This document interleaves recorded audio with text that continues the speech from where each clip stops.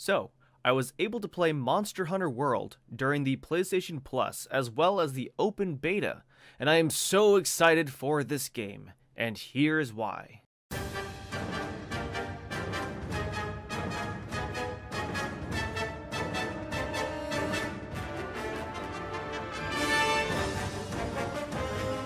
So, for anyone not familiar with Monster Hunter, just imagine every hunt as a boss fight, with each monster having their own strengths and weaknesses.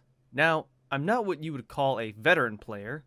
My first experience with Monster Hunter was Monster Hunter Ultimate 4 for the 3DS, and while I had tons of fun, I wish they had made it for a console or PC. But the last time they released Monster Hunter on console was back in 2010 for the Wii U, which I did not have. To fight these monsters, you'll need to pick a weapon, the gear set to give you proper stat boosts against the elemental type, and a friend. But if you're like me and don't have any, then you can have your Palico buddy join you on the hunt. Now, before you hunt your big monster, you'll want to give yourself a nice stat bonus by eating some food and visiting the chest for any additional items you'll need to survive the hunt. For Monster Hunter World, you now have something called Scout Flies, who will help guide the way to locating your desired monster when you find carcasses or old footprints. Though you will find other monsters in the area who you aren't hunting for, but can be defeated for extra bonus. In this game, you can do a lot of interesting features. Now, I don't know the differences between the other Monster Hunter games, but in this game, you can do a lot compared to Monster Hunter 4, like glide with the mantle, hook onto dinosaurs, and even throw shit. The sling, which every character has, makes for some interesting plays by looking around for stones, torch pods, and like I mentioned, shit.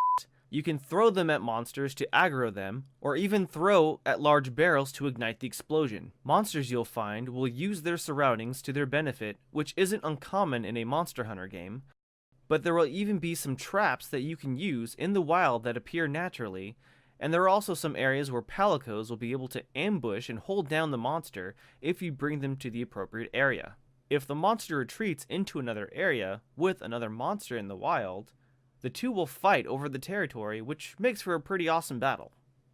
Overall, regardless if you are a returning fan or someone looking to get into Monster Hunter for the first time, I believe Monster Hunter World is the ideal game for the franchise.